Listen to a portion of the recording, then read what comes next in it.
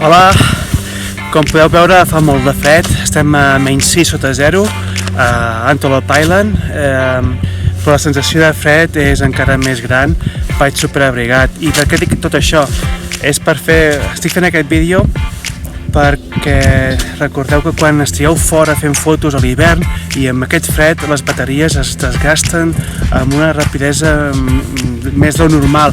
Per tant, un consell que us vull donar és que tingueu la bateria extra o les dues o les que tingueu sempre ben guardades a dintre del vostre cos, a la part més interior en alguna butxaca per mantenir-les calentes i així doncs no quedar-vos sense bateria.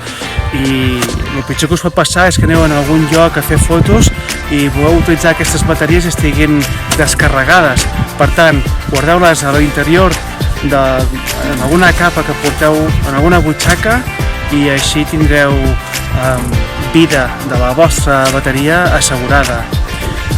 Algunes vegades he anat a fer fotos, he estat com, no sé, 10-12 sota 0 en un lloc emblemàtic de Utah i el pitjor que pot passar és això, que et quedis sense bateria.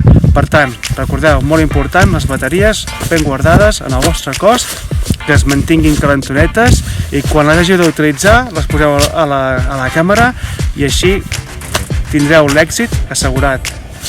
Abrigueu-vos, adeu!